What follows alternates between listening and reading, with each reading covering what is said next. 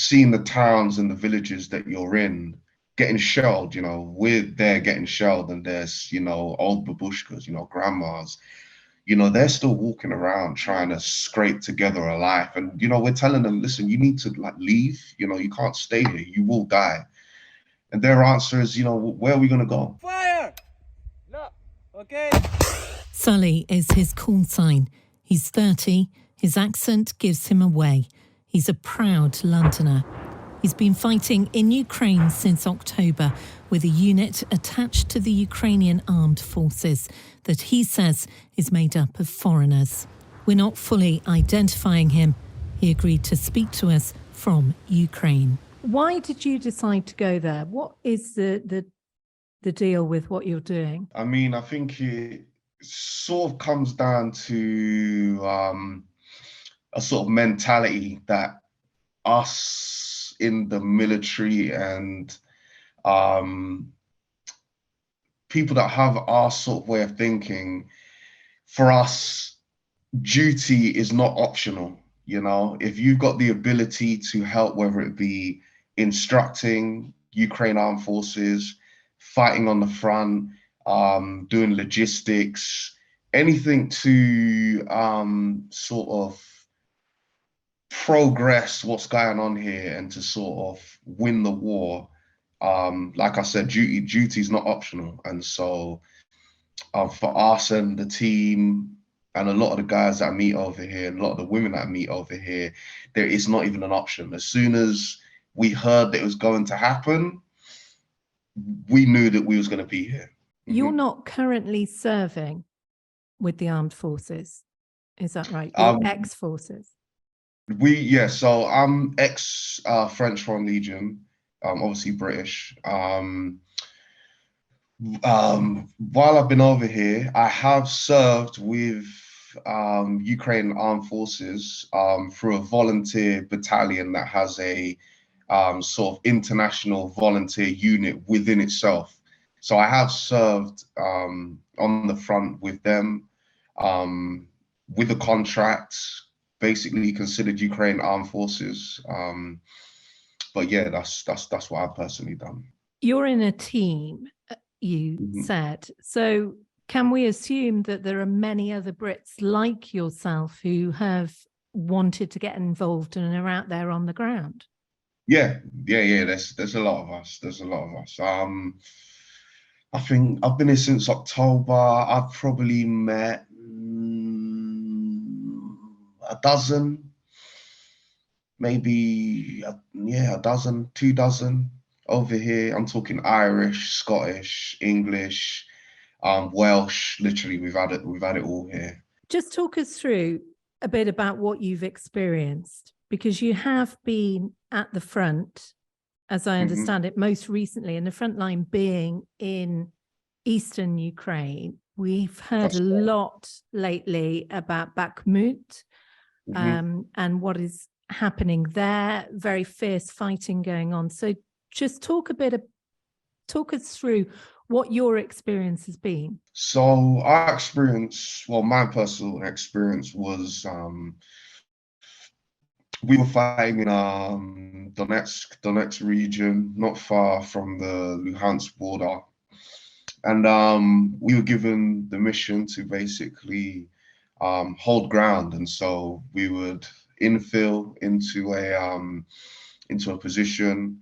We would hunker down in trenches, bunkers, and we would essentially just observe any movement, send it up the chain of command, let them know, okay, we've seen this happen, and yeah, to be honest, we just get shelled a lot. Tank rounds, mortars, snipers. We come in contact with sniper fire, machine gun fire. Yeah, we've had it all literally in the last few weeks. Do you feel, as somebody who is fighting on the front line, that need for more modern military equipment is there? 100%. For instance, right, we come under fire. The position next to us came under fire, and they were essentially all killed. A lot of them were killed. Some were WIA, wounded in action. And so when we went back to our base, we asked them, why don't you return fire with our own mortar team or our own tanks? And we were essentially told, right, this is the situation. We've only got around, I think it was 6 tank rounds for the week, right? And it takes them 2 to 3 shots to get it on target. So you can imagine. So basically, we don't have any support. So I think the biggest thing is the help is needed. The tanks are needed. Right now, it's just a stalemate. The Russians, they don't really want to push because they sort of think that we've got all this firepower. They think that that it's going to get bloody, right? But in reality, in my AO especially, we're struggling. We're struggling to hold the line. You say you went there because you felt a sense of duty, but some people may say, Britain, it's very clear that you're British. We're not identifying you, but it's very clear that you're British. And some people may say this isn't Britain's war. This is between Ukraine and Russia. Like I said before, duty is not optional. You can't pick and choose the battles that you want to be in, I'd like to think that if the shoe's on the other foot, the boot was on the other foot, that people would come to help us. Do you know what I mean? It's sort of like paying it forward. And yeah, there's not really a choice. I mean, I would say that if I wasn't in Ukraine, I would be in a different country fighting or instructing or helping them in any way I can. So, yeah, I mean, some of the things that have happened over here, some of the things we've seen, you can't just sit at home and do nothing. I mean, it sounds cliche, everyone said the same thing, but that's the reality of it.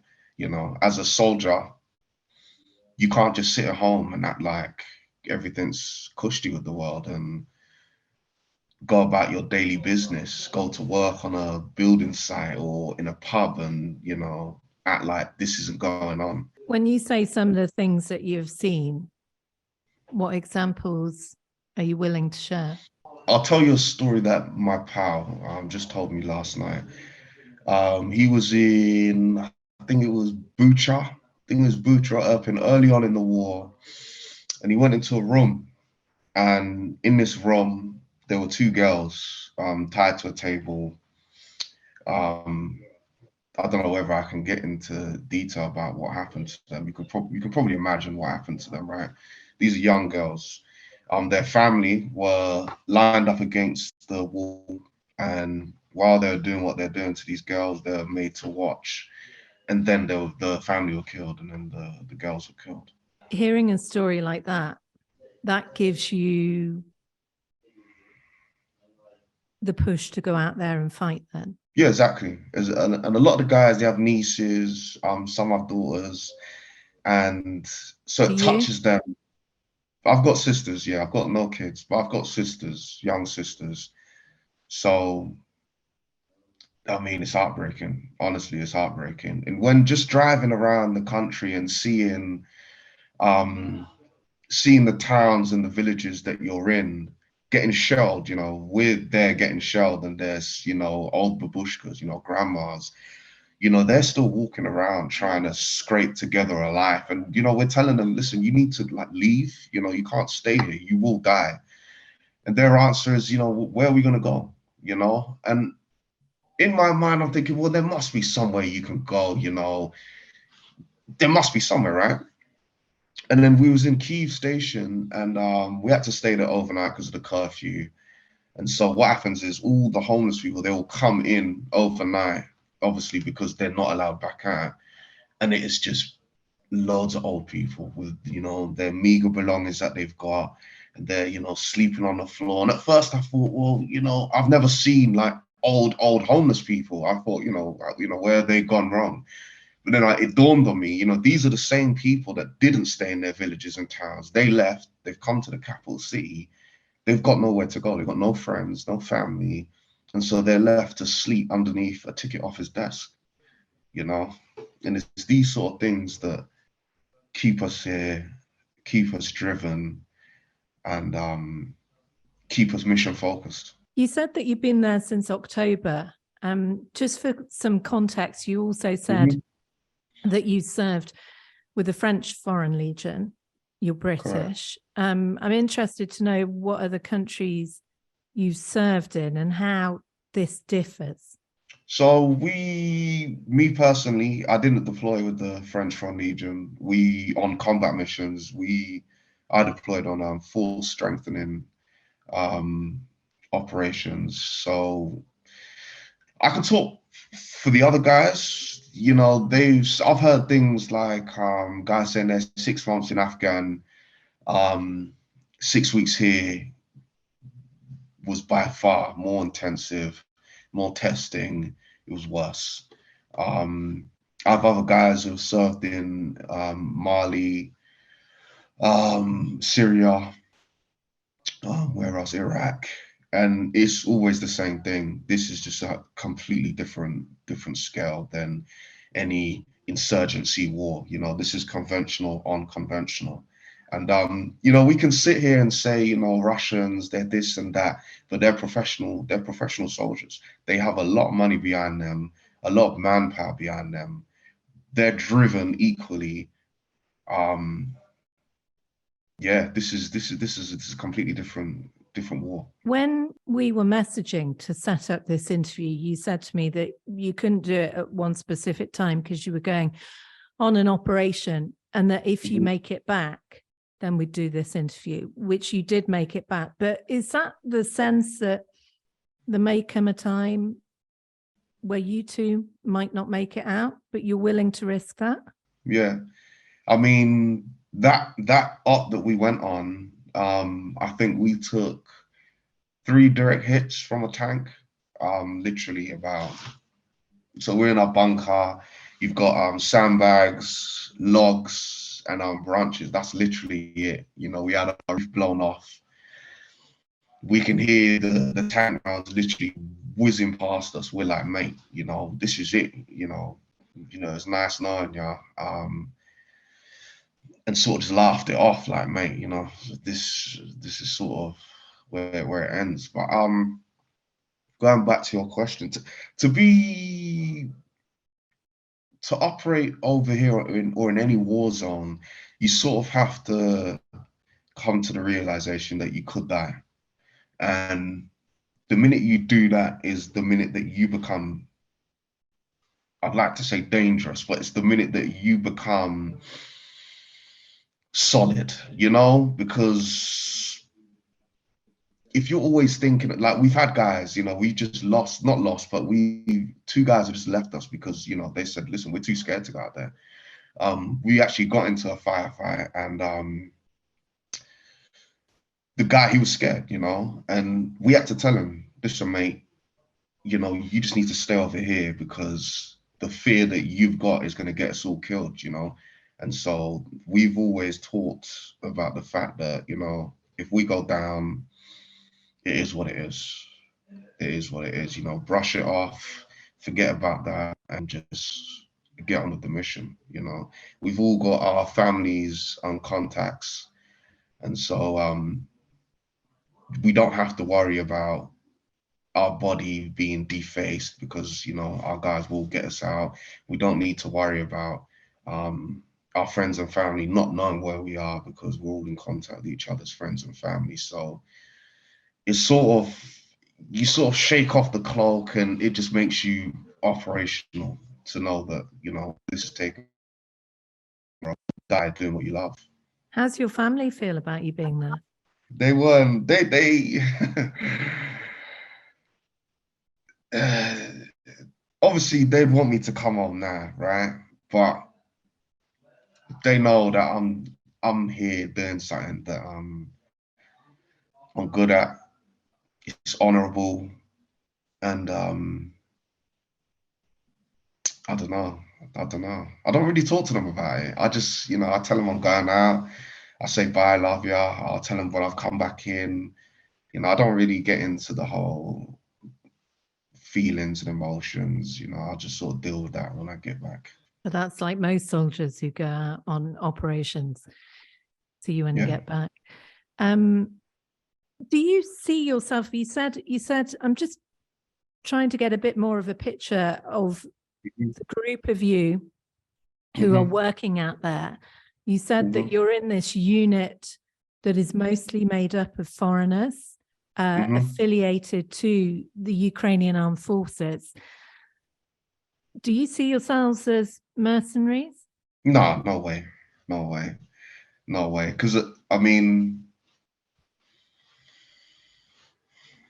I'd say a mercenary is someone that will take any job, will take any contract for any amount of money and will literally do anything. We're still bound by principles, morals, the Geneva Convention, and we don't go to where, they're paying the most. Or our main objective is we want to go somewhere where we can do the most damage, and that's it. That's literally it. How long are you going to stay there for? Are you going to do you do like regular soldiers would do in an armed force, do a tour and then take a break? How's it work? Yeah, I mean, most of the guys will do maybe 6, 7 months, some maybe even 8. They'll go home for a month or 2, then they'll come back and they'll do another 6 or 7. Me personally, I'm gonna do exactly that, 6 to 7 months. Leave for a month, sort of gather my thoughts, swap my winter gear for my summer gear, and back at it. There's a lot of talk about a spring offensive being on the way on the ground in Ukraine from the Russian forces that move to, as you say, the change of seasons from winter into spring, and the possibility that Russia could again hit hard. Is that something that concerns you? Where do you see this war going? The only thing I'm sure about is this is going to go on for years. That's literally the only thing I'm sure about. You try and predict things. It's hard. It's hard work. It's hard work. I mean, like I said, it's a stalemate right now. There's no leaves on the trees. Getting out there and actually, sort of pushing lines and things like that is a bit difficult now. Yeah, until the leaves are back on the trees, I don't really see much happening between now and then. As we're talking at the moment, you've taken a bit of a break. Do you go back on another operation then? Yeah, so me and my my battle buddy, we just recently left our unit for various reasons. We left. We've met up with a group of American and Brits here in Kyiv, and we sort of, joined up together and said, listen, there's a unit here in the well, I'm not going to say where or whatever, but there's a unit here. We can all go. We can all stay together. We mesh well together. We can fight together. So yeah, we're all heading over there now. It's like you said, it's straight back into it. Issue weapons. Maybe do a week of training together so everyone can sort of work out whose specialities, this, that, and straight back into the fight. I appreciate that you might not answer this question, but I'm going to ask it anyway. Who funds you? We do have donors. I'm not going to say the company because, to be fair, I didn't even think to ask them whether they would want to be mentioned. But we do have donors, so you sort of get matched with a donor, and they'll sort of support you, basically. So that's how the weapons are provided. paid for and you're paid for? Well, no, weapons are all from Ukraine Armed Forces.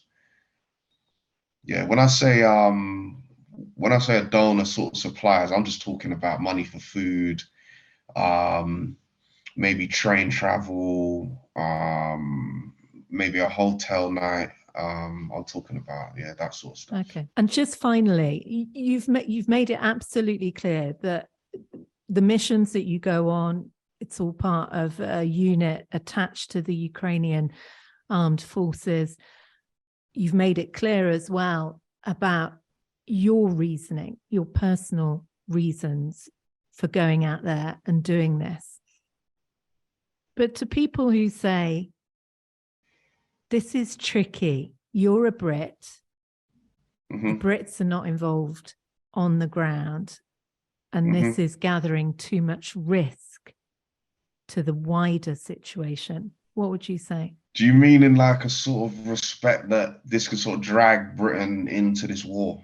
Yeah. I mean, Russia's not silly. I mean, they would sooner call us mercenaries than call us boots on the ground British troops. You know, Putin, his army, you know, as idiotic and crazy you might think, they know what not to do and, you know, where the line is as far as NATO goes. And so, like I said, you know, we get called mercenaries all the time online, in all these Russian group chats and that. Not once do they call us British boots on the ground. So I don't really see that ever being a problem. What's your worst fear about what you're doing and where you are and where you're going next? My worst fear would be getting captured while being injured. Getting captured and, you know, not being injured, that's, you know, you can work through that. But being captured and being injured would probably be my worst fear, honestly. Yeah. And what's your hope? My hope would be that Russia withdraws its troops, and calls it a day, honestly. But I mean, this happened in 2014. You know, this has been going on for a while now. So my only thought is, you know, if this happens, if he withdraws his troops, you know, give it another 5 years, you know, they'll be back over it. Do you know what I mean? So for now, my only hope is they just withdraw their troops and you know, we can go from there. Would you go home then? Oh yeah. Yeah, I'd go home. I'd go on for a few months and then, you know, you might see me in a different country, you know.